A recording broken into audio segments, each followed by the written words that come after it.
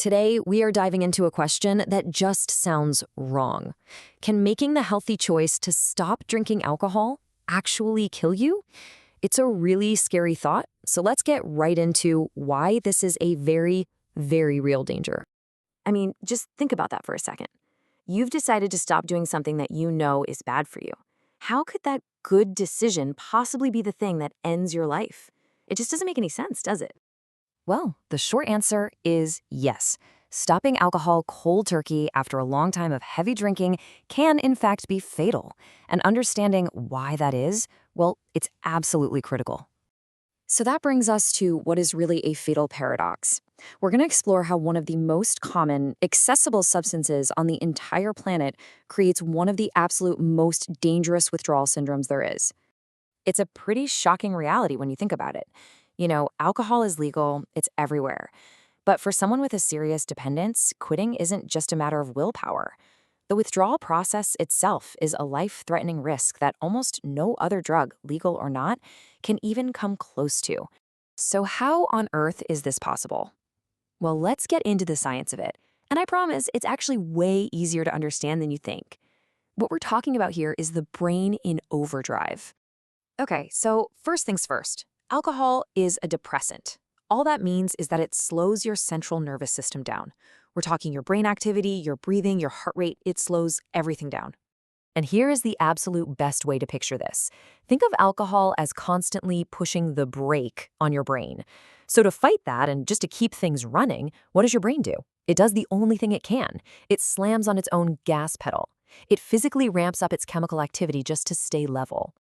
Now, after months, maybe years of this crazy balancing act, the brain gets used to having both the brake and the gas pedal floored at the exact same time. So what do you think happens when you suddenly, completely remove that brake? Exactly. The brain's gas pedal is still jammed to the floor. Without the alcohol there to push back, the whole central nervous system just rockets into this incredibly dangerous state of hyperactivity. And that neurological overdrive, that is the root cause of every single withdrawal symptom. And this overdrive state, it doesn't just hit you all at once. Oh no, it escalates, and it follows a terrifyingly predictable timeline. So within the first 12 to 24 hours after that last drink, the first signs of that overdrive start to kick in. We're talking tremors, the shakes, severe anxiety, sweating, nausea. But it gets worse.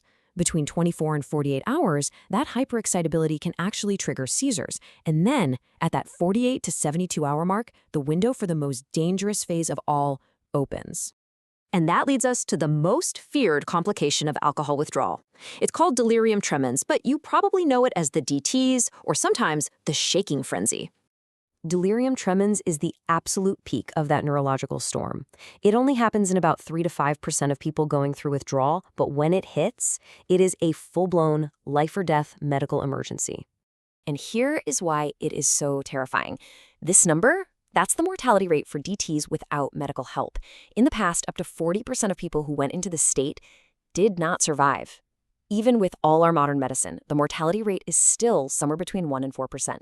So what does this actually look like? Well, it's characterized by just profound confusion, a dangerously high fever, a racing, unstable heart, and just extreme agitation.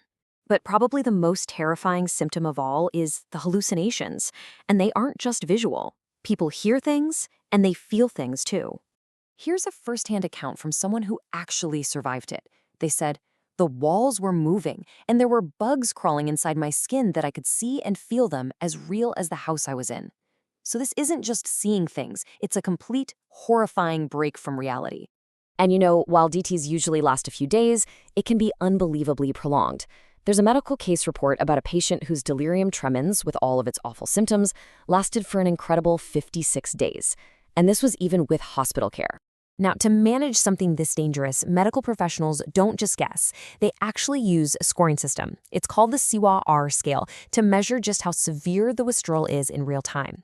It lets them score everything from tremors and sweating all the way up to the intensity of hallucinations. This helps them figure out just how bad that brain overdrive is and exactly how much medical help is needed. Okay, so after hearing all of that, you're probably asking the big question, what is the right way to quit? Well, that brings us to our final section, the only safe way out. So here's the bottom line, the most important takeaway from all this. For anyone with a significant physical dependence on alcohol, quitting cold turkey isn't brave. It's a massive gamble with your own life. The risk of seizures or delirium tremens is just way too high to handle on your own.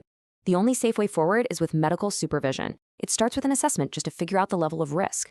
Then it means being in a controlled place where vital signs can be watched around the clock. And, most importantly, it involves using medication to manage all those symptoms.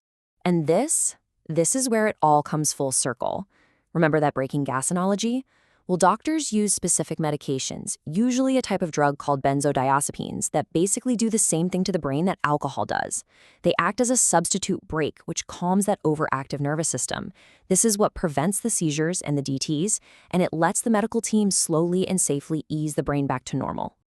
So we end right where we started with this strange paradox, and it really forces us to ask a bigger, tougher question. Why is one of the most dangerous, deadliest withdrawal syndromes we know of caused by one of the world's most common, most socially accepted, and totally legal drugs? Now that is something we're thinking about. Thanks for watching.